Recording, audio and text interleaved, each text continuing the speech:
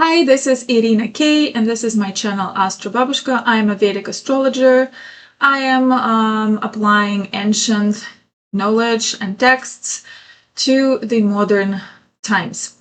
In this series, I am analyzing charts of mentally sick individuals, criminals, serial killers, offenders, and my goal is to prove that astrology can be used as a complementary tool for psychology, for psychologists, for psychiatrists, and hopefully for the governmental structures to use and prevent future crimes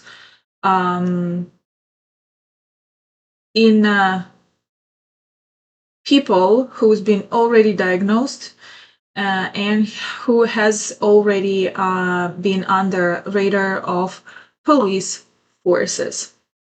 And this video, episode number 3, is about Charles Manson, cult leader, person who spent more than half of his life in institutions. So let's see what his chart unfold. So I already opened the chart of Charles Manson. He was born 12 November 1934. And traditionally, I want to start the video with reading the words that triggered me to dive deeper into the astrological analysis of different criminals. And this is Ted Bundy's phrase from one of his interviews that everybody can find in the end of the last episode on Netflix. We want to be able to say we can identify these dangerous people, and the really scary thing is you can't identify them. People don't realize that there are potential killers among them. How could anyone live in a society where people they liked, loved, lived with, worked with, and admired could the next day turn out to be the most demonic people imaginable? And Ted Bundy, I'm taking your challenge, and I want to prove with the help of astrology and other sources and tools that with the help of teachings of Vedic astrology that is more than 3 years old, with the help of teachings of K. and Rao, Mr. Goel, and Mr. Mike Boney, to prove that astrology can help government to prevent future crimes in cases where the person already proved to be mentally disabled or has been in court or in prison. And so, I chose Charles Manson because, first of all, he's one of the most famous criminals. Also, he's one of the most charismatic. And just intuitively, I chose him. I watched some of his interviews, and I found myself that it's almost impossible to stop watching. He has something magnetic in his appearance, in his eyes, in the way he talks, in the way he's like a shapeshifter. 1 second he gives you one impression, and another second he's a completely different person. It's I don't think I've ever seen a human being like him. So if I were to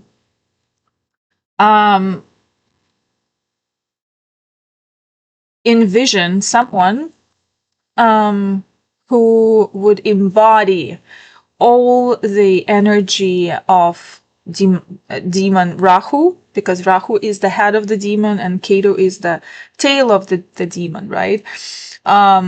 So the face and hair and expressions will be 100% Charles Manson. He had this wild, hypnotic eyes. He had this aura of taboo that fascinated people. He was both magnetic and repulsive, hypnotic, twisted, terrifying, very addictive to other people. It was a mixture of this prophetic authority and madness. You cannot look away from him, even if you know that he's dangerous. Something inside of you drawn to him.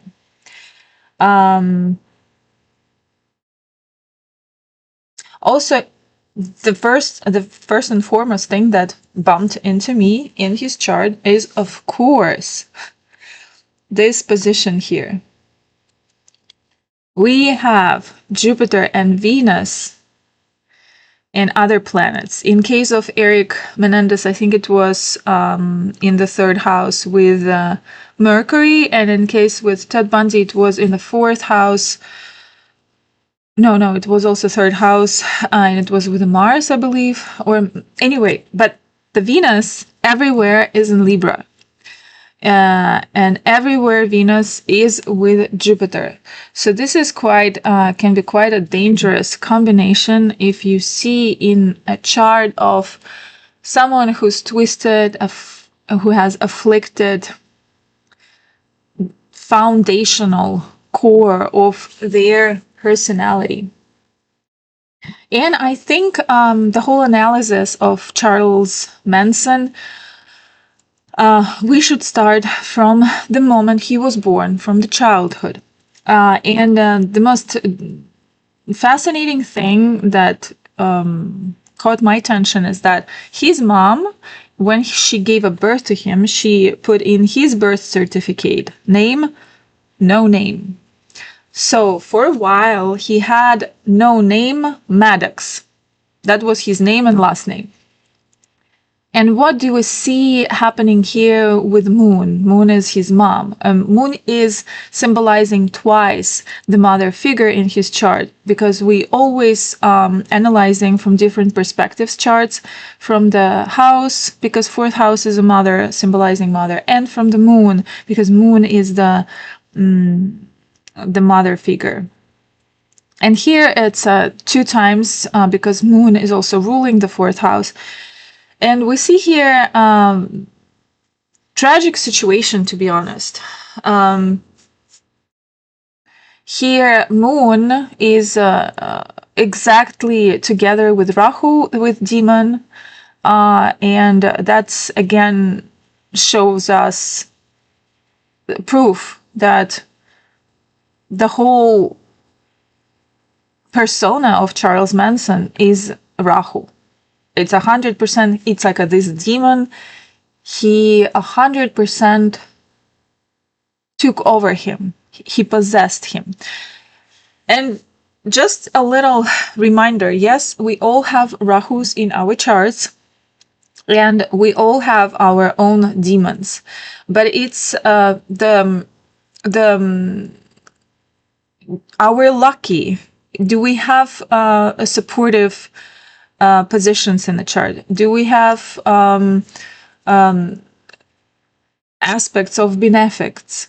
Do we have good yogas? And we also need to see this not only in one Rasi chart, but all divisional charts. And the sequence of dashas is crucially important. And I always check the sequence of dashas, and in the 2 previous cases, do you remember that in the case of Eric Menendez, he started his life with the dasha of planet Saturn in debilitation position, which symbolizes his father. So that was unlucky. In Ted Bundy's chart, I believe it was afflicted Mercury, if I'm not mistaken, in the 4th house, also connecting with the whole entanglement in his family the tragic entanglement. And here, the same situation, Charles Manson starts his life in the Moon-Jupiter period, which, yes, it is Gajikeshari Yoga, but it's pretty much afflicted. And we see more than often afflicted Gajikeshari Yoga can bring the opposite results, together with some sort of greatness in the person. So Moon is, again, it's a mother, it's nurturing its identity through maternal line. Until he was 9 years old, and it started Mars in Leo, his Lagnesh period. He was living under the influence of Moon. Traditionally, kids lives under the influence of Moon until they're 7 years old. We, as astrologers, we always check first and foremost if we need to analyze the kids' charts.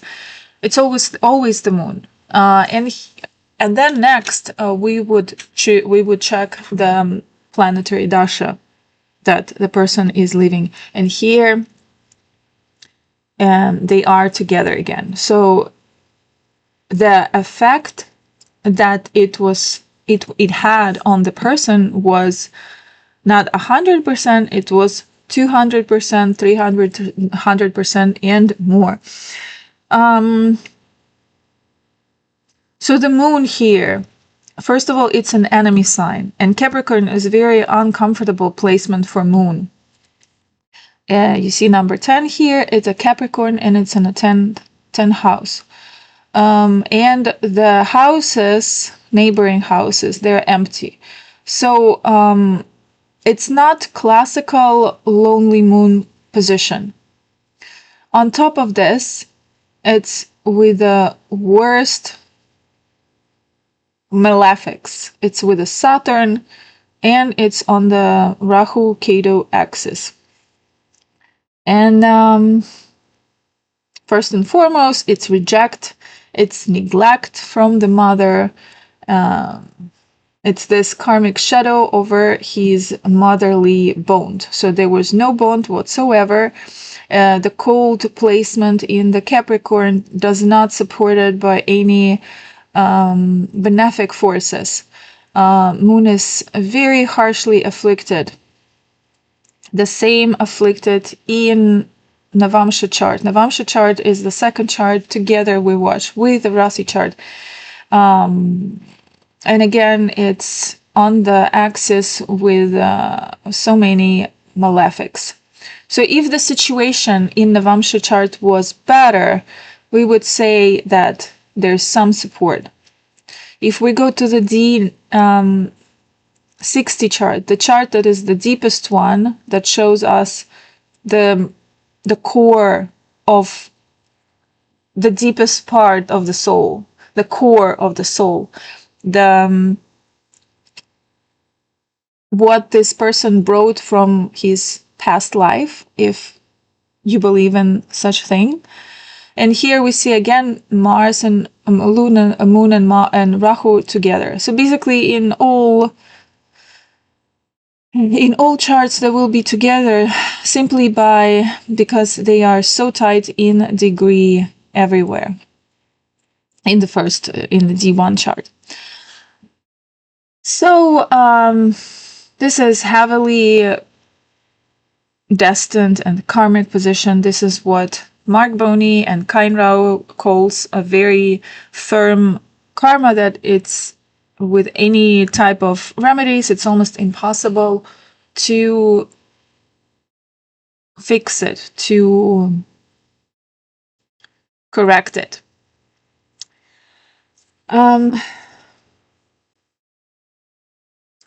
Then, yes, it needs to be mentioned that in Vedic astrology, we have something that it's called Pitri doshas. It's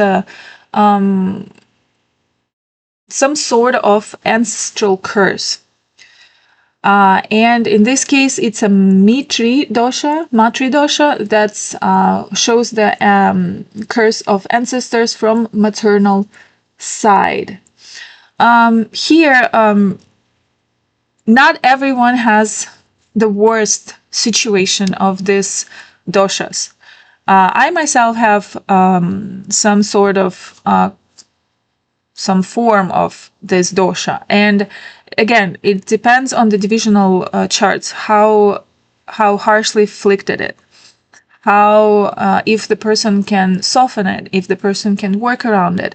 In this case, it was inevitable, and unfortunately, he had to live through his sorrows in the beginning of his life.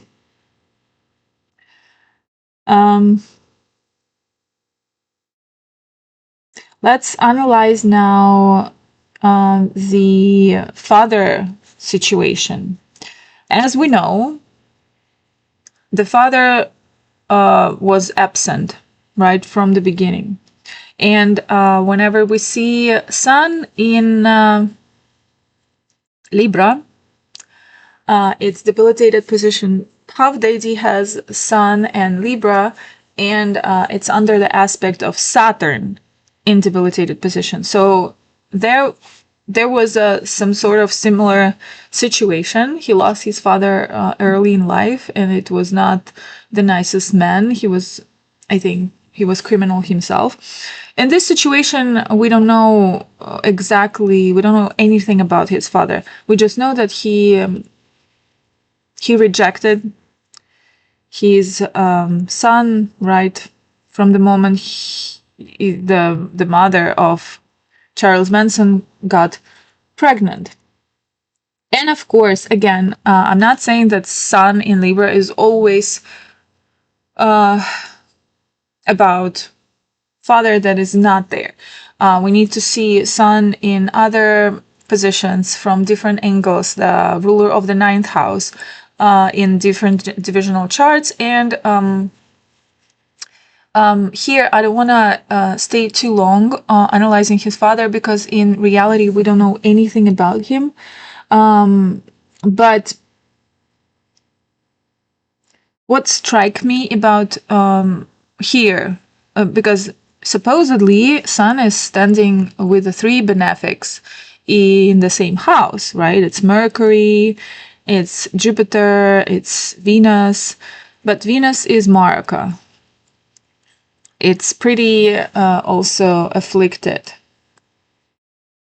Both Venus and Jupiter, if you want to see the effect of benefics, how much good and how much bad they will bring, you should check the Ishtabala and Kashtabala. And here we see that Kashtabala is going to be gigantic, which is negative effects of the planets, and the Ishtabala is very, very small. So Jupiter is also the ruler of the ninth house again, right? So it's supposed to bring some good results. But it's in a big enemy sign. So it's afflicted by that. And Mercury is ruling third and sixth house, that is also not favorable. And the most important thing is that Saturn is very close in degree with Sun, and it's giving the 10th aspect to Sun. So the whole mother ancestral karma, heavy karma or curse, it's afflicting the father figure. So it's literally cutting him off out of Charles Manson's life. Again, I see a lot of people having Sun even in 12th house in Libra, and they have a good relationship with the fathers. Fine. Maybe they don't live close to each other. Maybe they were never into this like a cuddly, sweet relationship, but it's normal. Again, we need to see the whole chart and the complex and situation in complex. So we can see his chart as being highly controversial. Besides the bad things that I already mentioned, like this curses, there's also some, I think it's a Kala Sarpa yoga, but not all astrologers support the bad influence of it in charts. Sometimes it works, sometimes it's not. And again, I think it's like the last drop. Sometimes it can really just add this last little hit for we always have a scale, and we check how many goods, how many bads, and depends on the dasha the person is living and sequence of dasha. This is how his life unfolds. This is how his character is building up. And in this situation here, unfortunately, he almost didn't have a chance for the good to take over. So what do we see here? Yeah, and I remembered his words, and he was saying in one of his interviews that I am God and I am evil. And so he has the God and evil inside of him, and he's both. And from the standpoint of his chart, he almost right, because he has really a lot of great combinations here. Despite of being convicted, I think how old he was here. He was sentenced to death penalty in 1971, and he died of cancer in 2017. So he's supposed to be dead in 70s, but life gave him another 30, 50 years of life.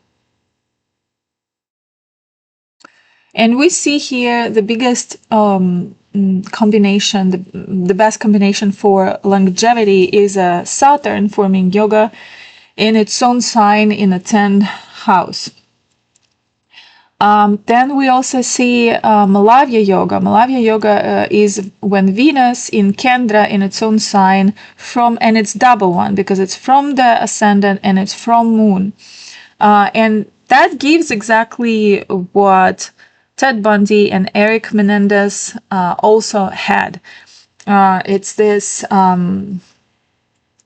charisma, magnetism, grace in how they move, how they speak, the attractiveness. Venus, it is benefic, but when Venus is strong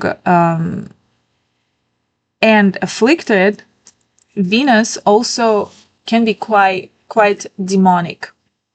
Now, again, I already mentioned Gajikeshwar Yoga. It's forming by Jupiter and Moon being in Kendra, and it is potential for wisdom, protection, and eloquence. And this is probably what he, like the whole picture of himself as a cult leader, I think it came from that. Now also he pretty smart, obviously. And again, we see Sun and Mercury together in the same house, and Mercury is not burned at all. It's not combusted. So it gives this sharp mind, persuasive speech, ability to influence big masses. It's called Buddhaditya Yoga, and there's other multiple Raja Yogas here that potentially can give a capacity for leadership, fame, and even like a royal appearance. It is, first of all, it's Lagnesh being in Trikona. It's Jupiter plus Sun Yoga. Jupiter plus Venus Yoga. Jupiter Jupiter, Venus, Jupiter, Sun. I mean, there's multiple others. And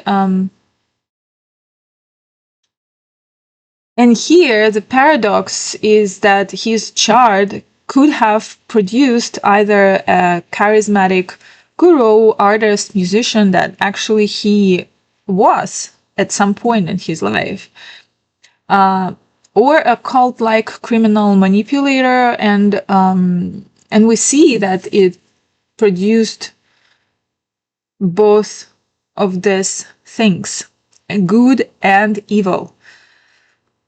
The problem that it's more evil here than good, so in the end it outweighed it. Couple more words about his Lagnesh, so the ruler of his chart. And it gives him strong charisma again. It gives him dramatic self-expression, this theatrical influence. Just have a look at his interview shorts in YouTube interviews of his like every interview that he had. It's like a performance. Mars is also ruling here the worst 8th house, and 8th house is all about, it's a Scorpion theme, so it's all about taboo, hidden things, death, sex, everything, under the veil. And his creative power was always tied to manipulation of sexuality, the occult, and destruction. And here I will add later to that, to the sexual things, the Venus. Venus is very close to the star Unuk. It's the neck of the snake. And the whole Lagnesh situation is again in the house of performance. It shows that this person could perform as a guru or rock star with this like 8th house danger flair. So Venus here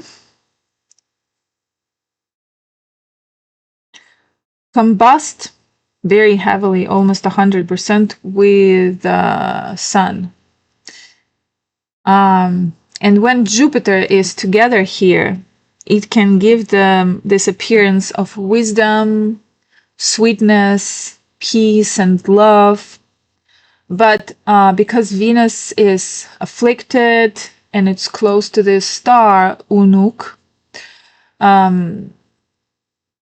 the ancient texts, I'm just quoting it because it's not what I just made up. It's a sexual perversion, compulsive use of pleasure for control, predatory charisma. Also, this star, more than often I see, it gives, when it's activated, it can give the oncology, some sort of oncology. And that I will talk a little bit later because, as we know, Charles Manson died of colon cancer in 2017. So my question was, like, what can give to the person this power over people's minds? How we can see it in the chart, how we can predict it. And here, again, what gave him, sometimes that we see in the charts that what give a curse gives, together with it comes blessing. So when he got Rahu, Moon, Saturn, and afflicted 4/10 axis, he got the sort of maternal ancestral curse. But together with this came this hypnotic influence and magnetism of taboo. And he used it very well. I remember in the documentary about him, his psychiatrist said that he, from the beginning of his life, he was very observant. He could read people because he was very like a compact. He had to survive in different social situations, and probably he, due to his environment and the fact that most of his life he spent in institutions, he had to be observable to survive. In order to survive, he had to be smart. He had to, like, Moon being lonely and afflicted, it gives him, first, he knows how to separate himself from emotions. So there's no empathy, there's no, he cannot relate to other people, and he cut off his emotions. But also this is his vulnerability, but he made it his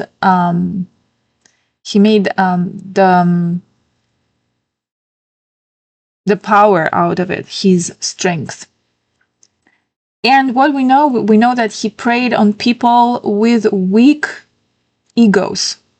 Normally it was runaways, people from broken families, and people who were in a drug culture, right? It was the famous psychedelic era in where it was in the west side of United States. And so Rahu felt pulled in this unstable people like moths to a flame. Saturn is institutional karma. Since childhood, he lived in jails, foster homes, institutions, and he became a master at survival psychology and domination tactics. He had many years to practice before his major performance with his cult family. Again, his Lagnesh in the 5th house, he had all the capacity to perform like a prophet, project authority, and emotionally hijack other people because he has connection with the 8th house and with the deep desires, deep emotional layers of other people.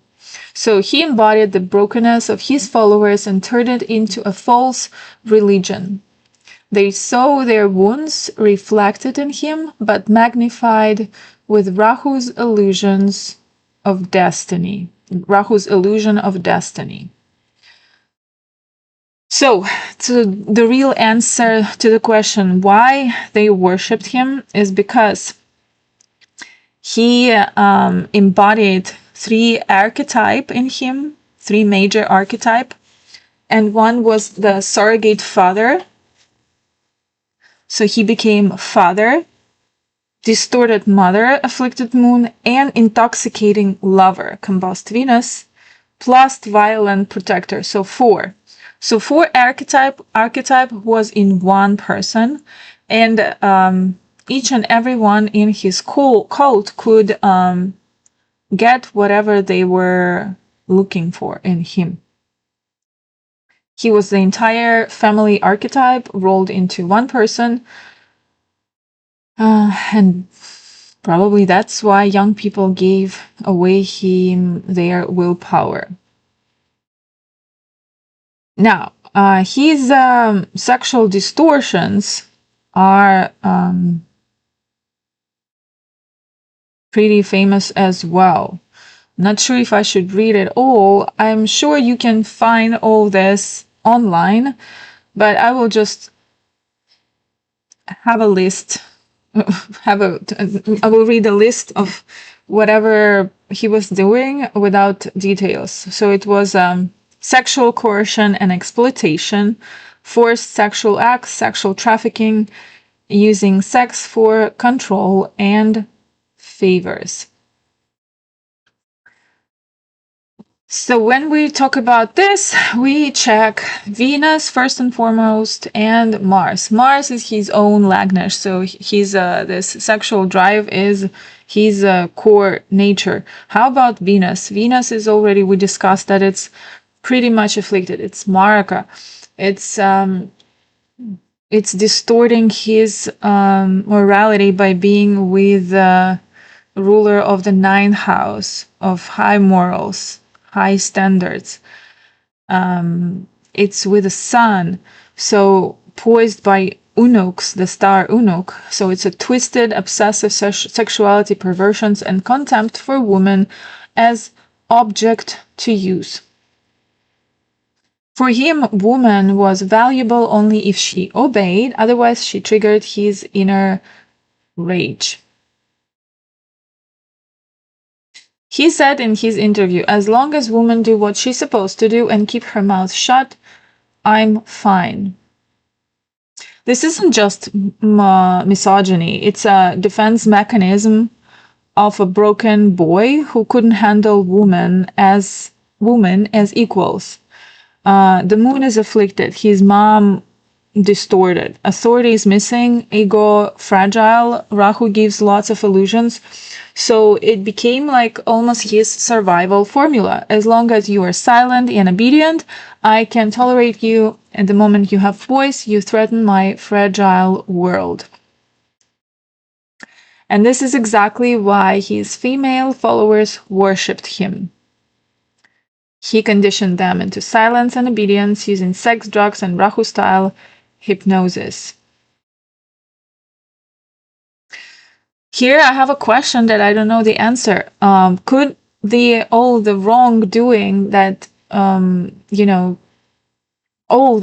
could all of this be avoided if he had normal childhood?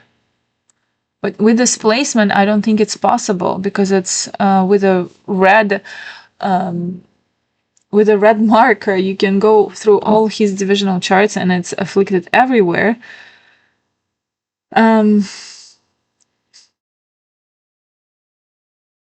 So I don't even know. Dr. Grande is a psychologist, and he has his YouTube channel, and he said something in the video about psychopaths that that I memorized. Sometimes psychopaths are results of bad parenting, and sometimes bad parenting can be a result of a psychopathic child. Sometimes it's that demonic, sometimes it's that evil, sometimes it's that bad. And we don't know what comes first, broken child or broken parent, because we know a lot of kids, also good kids, who grew up in unfortunate household, but it became a stepping stone for them. It became a place to start, and they proved wrong to the whole society, and they reached high level success in life. So you never know for sure 100%. Not from a psychological point of view, not from the science of psychology, and not from the science of astrology. You can work with something, but there's no 100% science that can answer this question. The other question for me here is, so he was already known to the system. He's supposed to be observed. He spent more than half of his life in reformatories, jails, and psychiatric institutions, and he was repeatedly tested, evaluated, and flagged as manipulative, violent, and unfit for reintegration. And yet, every time, the system released him back into society, unmonitored.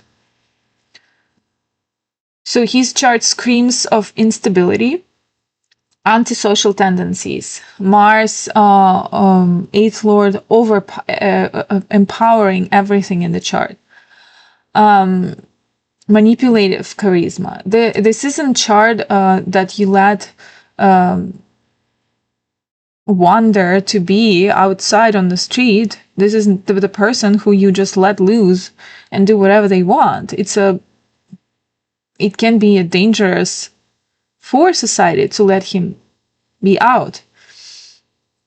And instead of being monitored, he was released, and he found vulnerable runaways and counterculture youth and channeled his Rahu-like magnetism into building a cult that turned into a murder cult. I feel like it's not just these evil individuals that cause tragedies, it's also a systemic blindness when professionals see the signs but release someone anyway. Again, I strongly believe that astrology, when used responsibly and with ethics and with the standards, could have been an extra tool to recognize high-risk charts. If Manson had been kept under lifelong supervision, many innocent lives might have been saved, including Sharon Todd, who was pregnant at the moment of the murder. Okay, for today, this is it. And I will see you in the next episode.